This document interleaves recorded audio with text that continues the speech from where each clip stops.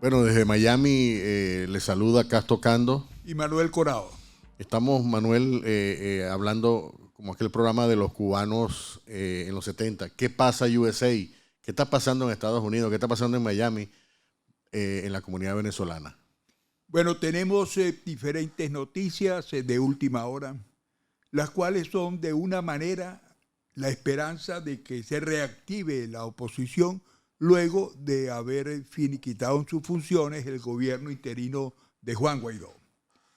Una invitación formulada por un grupo de personas, de las cuales estaba liderizada tal reunión por el movimiento muy serio, por cierto, que es Beni América, quien está dirigido ahora por un destacado venezolano, Paciano Padrón, y quien nos ha indicado en diferentes formas y circunstancias anteriores que continúan luchando y comprometidos con la oposición venezolana a nivel mundial. Pero la realidad es que las actividades que se observan son para la parte del hemisferio occidental, y en esto sigue siendo la ciudad de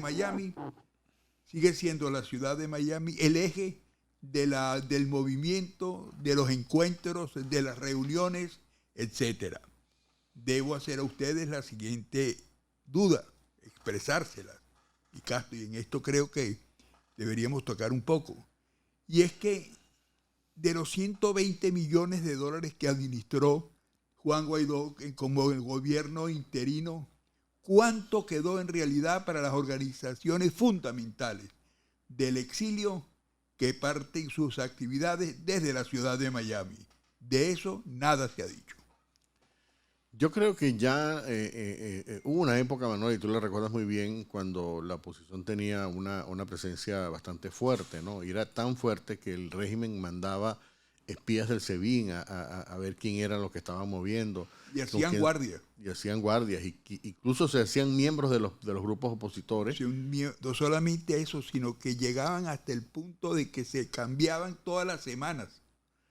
Cada cierto tiempo se rotaban. Se rotaban. Pero esa fuerza que tenía antes la oposición en Miami, por lo menos, y en Estados Unidos verdaderamente, ha cambiado radicalmente, y uno de los factores, parece mentira, fue la epidemia del COVID, que se llevó a varios de estos líderes importantes. Por ejemplo, estaba Pedro Mena, que lamentablemente falleció. Coronel Rodríguez, que era un hombre Julio muy Rodríguez. estratega.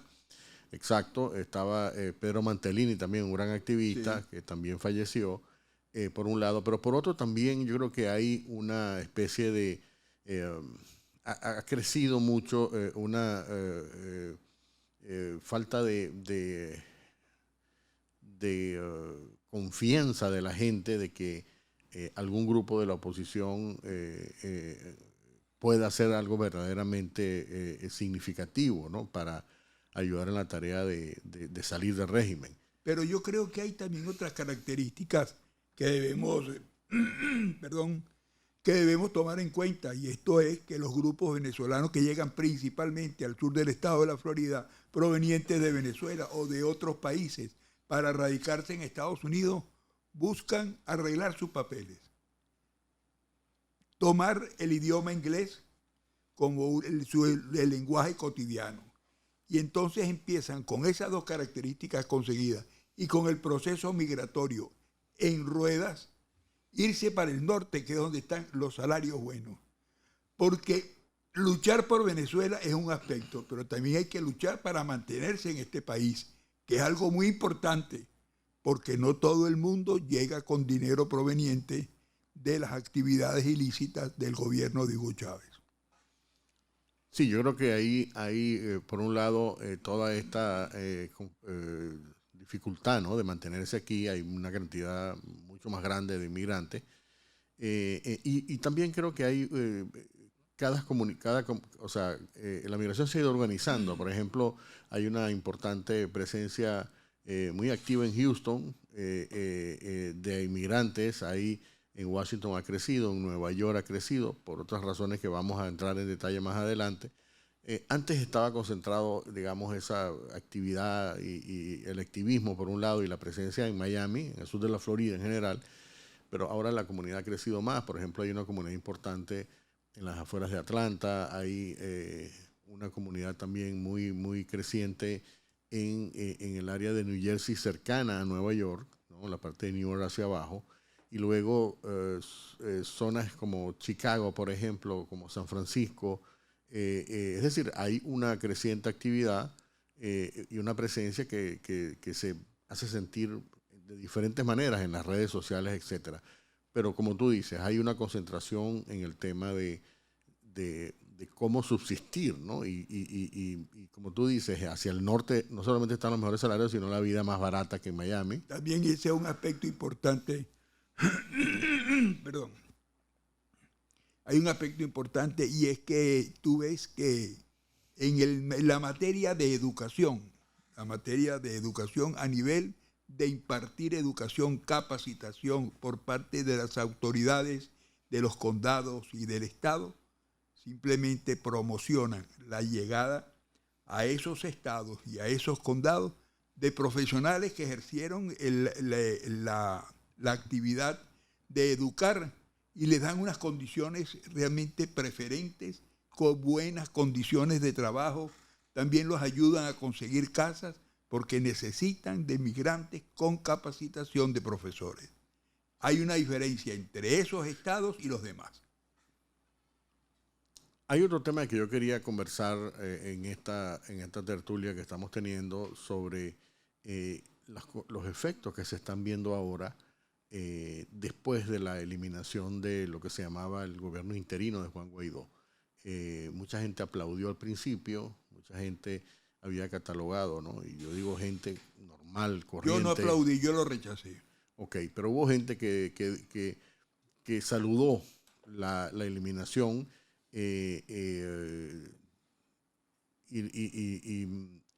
pensando que se trataba de una decisión que había que haber tomado antes porque no había habido efectividad, etcétera. ¿Te gustó a ti esa eliminación?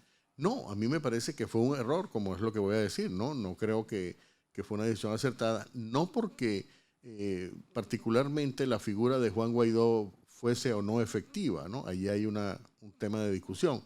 El tema es que cuando tú tienes una entidad, que es una presidencia, que es una autoridad, una persona visible, que a lo mejor no iba, o sea, que era por supuesto Juan Guaidó, pero que pudo haber sido sustituido por otra persona, era una manera de mantener no solamente una presión sobre el régimen, sino también una aceptación, porque al final de cuentas tú necesitas un gobierno para tomar decisiones muy importantes, como por ejemplo el mantenimiento de activos de Venezuela en el exterior, que está que estuvo manejado por el gobierno interino, ahora está manejado por la Asamblea Nacional, que Estados Unidos acaba de reconocer, pero es más difícil porque la autoridad además, la autoridad que hay ahora, la máxima autoridad de la Asamblea Nacional, que es el organismo que ahora está reconociendo Estados Unidos, pero que no lo reconoce al resto de los países que sí reconocían a Guaidó, es una persona que no vive en Venezuela, vive en España. Y la vicepresidenta, que es otra persona,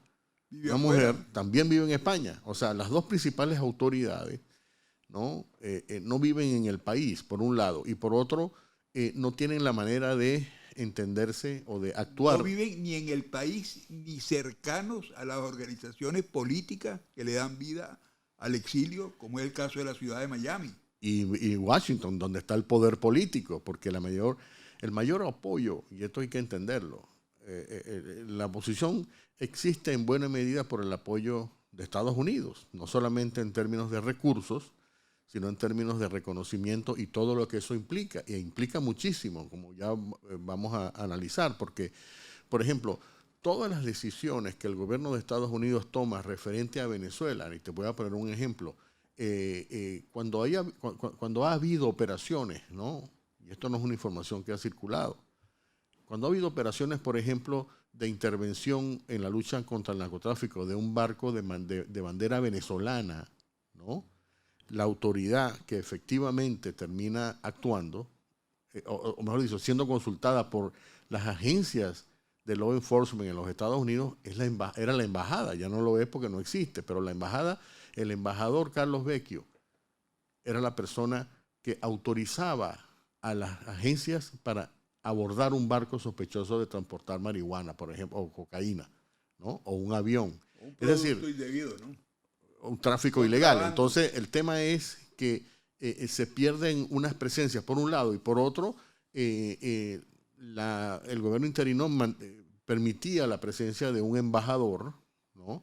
Aceptado, que además operaba en unas instalaciones que, por cierto, el gobierno de Estados Unidos, el Departamento de Estado, acaba de suspender por completo. Chico, ese es un aspecto que debemos tocarlo con cierta profundidad, pero para resumir un poco el tema, el punto que estamos viendo, lo grave aquí de haber eliminado, señores, para cualquier persona que haber eliminado, cerrado la embajada de Venezuela, está que se ha perdido lo que se había hecho hasta ahora por parte del gobierno interino.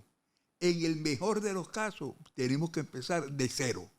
¿Por qué entonces, cuando en realidad el señor Juan Guaidó no estorbaba, trabajaba, estaba presente, iba a cualquier circunstancia, opinaba, estaba pidiendo cambios en el ejercicio político de Venezuela? ¿Pero por qué lo quitaron?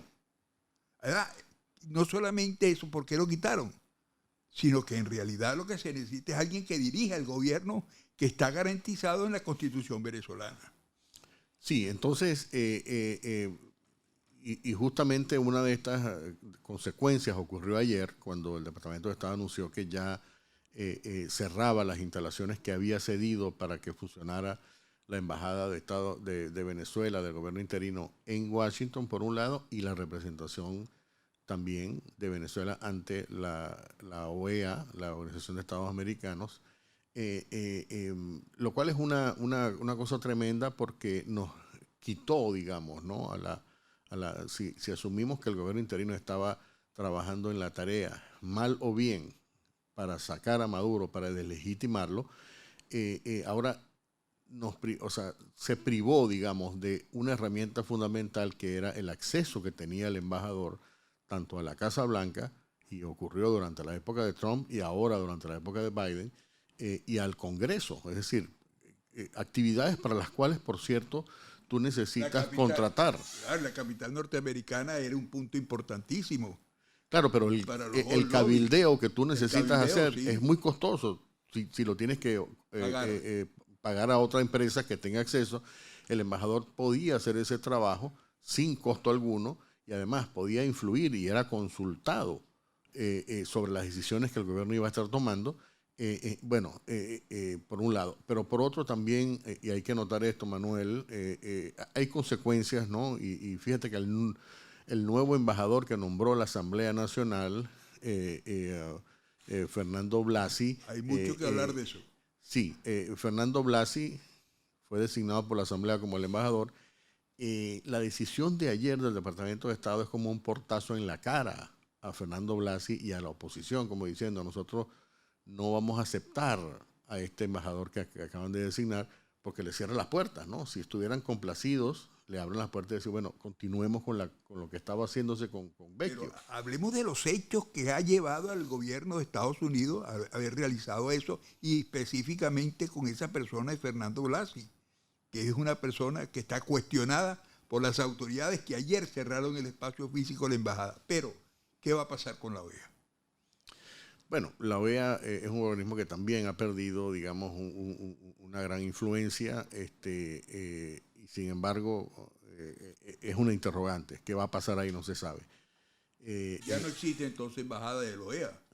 Bueno, no tiene nada que la ver embajada de la OEA operaba allí. ¿no? Operaba allí. No sabemos si se ha designado a un nuevo embajador, no estoy al tanto, posiblemente se asignó, no tengo idea. El que estaba antes allí, que era Gustavo Tarre. Gustavo Tarre, sí.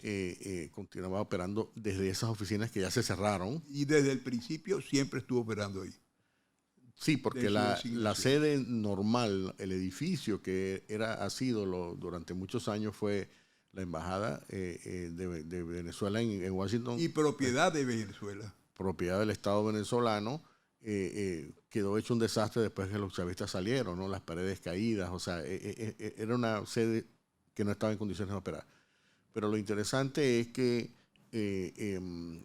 toda la situación en la cual está la oposición frente al gobierno de Estados Unidos, cuando el propio embajador de ese poder, que ahora es el máximo poder de la oposición, no lo aceptan. Y la razón es porque es una persona que ha sido cuestionada. Esta persona, Fernando Blasi, fue miembro de la Comisión de Recuperación de Activos en el Exterior junto a Javier Troconis y al hermano, el hermano de él, del propio Fernando, que trataron de hacer, pero durante ese proceso levantaron una cantidad de polémicas porque, de acuerdo a denunciantes, a personas, a compañías que ofrecieron sus servicios para ayudar a recuperar activos de la corrupción en el exterior, estas personas comenzaron a exigir porcentajes pagos por adelantado. Por ejemplo, de acuerdo a una minuta que presentó uno de estos denunciantes, estas personas estaban pidiendo un adelanto de $700,000 para comenzar, para darles el 18%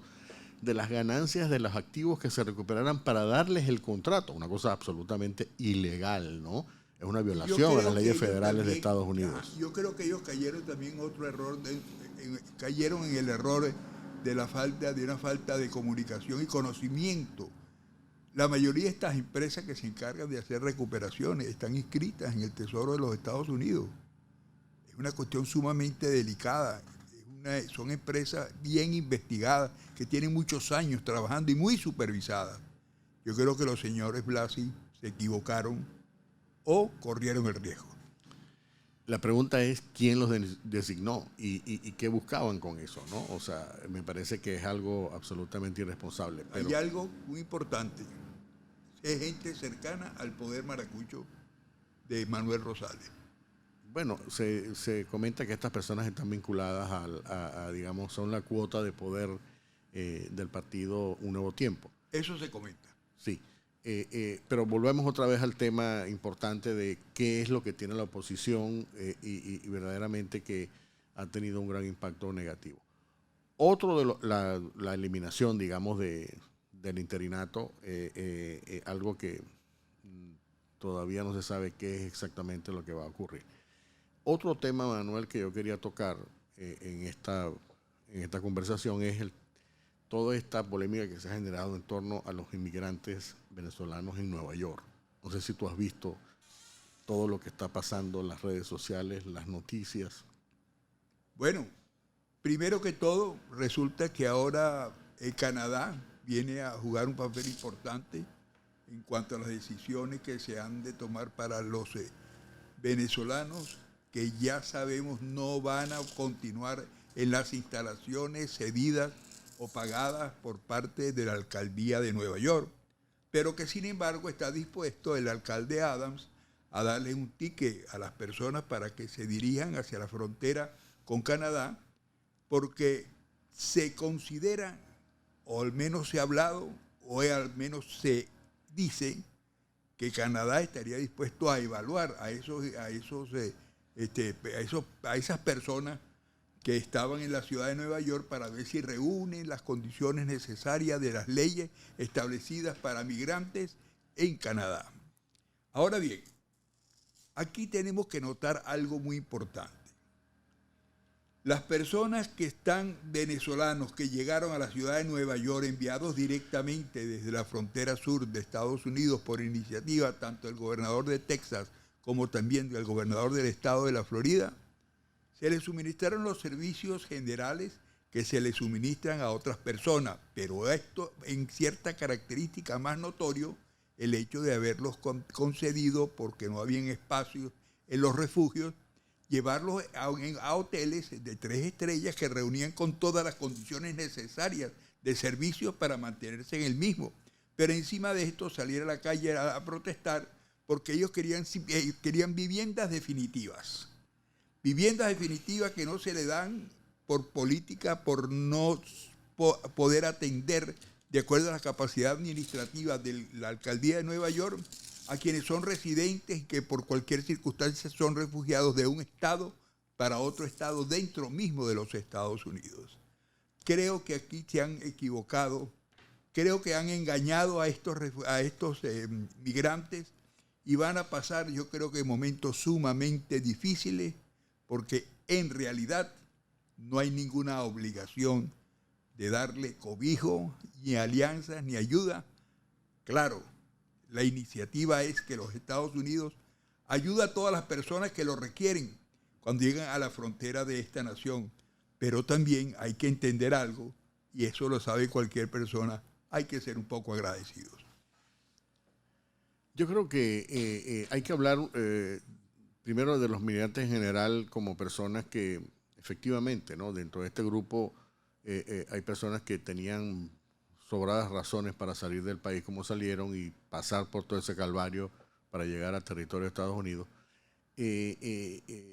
Digamos, son personas que se merecen, ¿no? Y yo conozco, por cierto, organizaciones aquí en Miami y en otras partes que están ayudando a esas familias que vienen con buena voluntad, con ganas de trabajar, que no vienen a recostarse a nadie, que no vienen a pedir subsidios, que no vienen a exigir tratamientos especiales y que se están estableciendo, que están, por ejemplo, hay una organización, Hermanos de la Calle en Miami, que ayuda, ¿no? A estas personas les provee en Miami y en otras ciudades de algún tipo de albergue de corta duración, no más de 3 meses.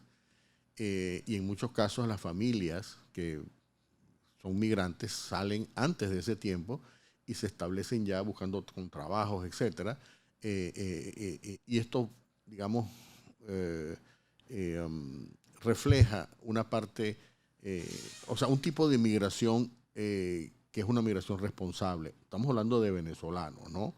Aunque esta organización también ayuda a centroamericanos y otros nacionalidades. Para que eso suceda, que abandonen ese refugio, esa ayuda antes de los 90 días que estamos tocando, pregunto, ¿les deben dotar de alguna identificación o un tipo de papeles que le garanticen que están en Estados Unidos bajo un proceso de tomar la residencia, del famoso trabajo de los 2 años, en alguna cosa de eso? Porque ese es el principal problema que consiguen aquí. Bueno, pero eso es otro problema, Manuel, porque ya sería un problema migratorio propiamente. Ellos entran bajo la figura o de refugiado, que es una condición que te da un estatus, o bajo el asilo político, que es otra condición distinta. Pero el tema no es ese, para mí. Pero eso facilita bueno, que se puedan permanecer en territorio norteamericano. Por lo menos te dan un permiso de trabajo, claro, que es el primer punto. Pero el punto, lo que quiero destacar es que dentro de la migración hay gente responsable, hay gente que vale la pena apoyar, ¿no? No todo el mundo es irresponsable, ¿no? Pero lo que estamos viendo en Nueva York, me parece a mí que es una expresión de un tipo de migración que revela, ¿no? Y eso no es una cosa exclusiva de Venezuela. Por ejemplo, hay una generación, no quiero hablar mal de los cubanos, pero los cubanos de la generación del hombre nuevo cubano también se han hecho notar, ¿no? Pero no al nivel de los venezolanos, de los hijos famosos de Chávez. Y tú ves la reacción, lo que más me ha llamado la atención es la reacción en las redes sociales, cómo la gente critica, los mismos venezolanos diciendo cómo es posible, y los propios migrantes exigiendo, como tú dices, las protestas públicas, etcétera. Una cosa que jamás ninguna comunidad yo he visto hacer en el tiempo que llevo en este país, y mucho menos a comunidades más necesitadas, ¿no? Como por ejemplo los mexicanos, los salvadoreños, los hondureños. ¿Estarán preparados para que den ese discurso? Yo creo que es un tema, yo creo que es un tema cultural, ¿no? Ese es el hombre que produjo el chavismo. Esa es la persona, la mujer. Es la persona que llega exigiendo, resuélveme. Una persona que no tiene iniciativa, una persona que quiere vivir a costillas del Estado. Piensan que las mismas que tienen derecho. Exactamente. ¿No? Que tienen derecho. Aquí no existe eso. Hablan como si tuvieran el derecho pleno en Estados Unidos de que le den lo que ellos están exigiendo. Y por otro lado está la reacción ya, ¿no? Al principio fue entusiasta, la alcaldía de Nueva York abrió las puertas, cada vez que llegaba un autobús al terminal de Nueva York cargado de estas personas, había funcionarios de la alcaldía recibiendo, vénganse por aquí, establezcanse por allá, y gastó, estableció incluso un presupuesto millonario, millonario. el alcalde. Pero llega un momento en que todo está colapsado, ¿no? Porque todo, o sea, como todo, ¿no? O sea, no hay nada gratis en este país. Y ya Nueva York dijo, hasta aquí llegamos, entonces ahora está empujando a esta gente, ¿no? Ellos dicen que están invitando, ¿no? Pero el problema es que te están invitando, pero al mismo tiempo te están cerrando el hotel donde tú estabas hospedado, y por eso la protesta, de modo que la gente se tiende a ir hacia el norte, ¿no? También como sugiriéndole, váyanse para Canadá, porque no es que el gobierno, ellos lo han dicho, ¿no? No es que la alcaldía de Nueva York o el gobierno o la gobernación, ¿no? del estado de Nueva York esté facilitando la migración hacia Canadá. No, los está poniendo en el borde, ¿no? Que por cierto es una zona bastante complicada porque de mucho frío, por ejemplo. Tiene obviamente más oportunidades, pero la condición necesaria para sobrevivir allí es salir a trabajar, ¿no? Y algunos han sugerido que quizá Canadá pueda estar abierto a la posibilidad de recibir migrantes venezolanos, pero esa es otra historia que todavía no sabemos, ¿no? Todavía no ha habido un pronunciamiento del gobierno de Canadá. Pero sí han dicho funcionarios de la que ayuda humanitaria en Canadá que están seguros que las autoridades evaluarían al que llegue, como sucede, sin ningún movimiento espectacular, ¿no? Sí. Esto es una cosa, pero ahí está exactamente el asunto, Castro, que estamos viendo. Y es que, fíjate que ya es una decisión de la alcaldía de Nueva York, por cuanto hasta el mismo alcalde Adams pasó una noche en los refugios y después declaró que las condiciones están dadas para atender a cualquiera de los refugiados en los refugios de la alcaldía de Nueva York. Sí, pero la verdad es que no hay plata. Y la verdad es que este comportamiento es insostenible. Tú no puedes mantener eternamente o indefinidamente a un grupo de personas simplemente porque son refugiados. De modo que, bueno, es una crisis que nos afecta a todos. Manuel, bueno, estamos llegando al final de esta conversación. Yo creo que hemos abordado... Con ustedes, estimados oyentes, siempre muy grato conversar de estos aspectos que estaremos llevando todas las semanas a través de este espacio. Bueno, saludos, Manuel, y espero que tengas un excelente fin de semana. Igualmente para ustedes, que Dios los acompañe.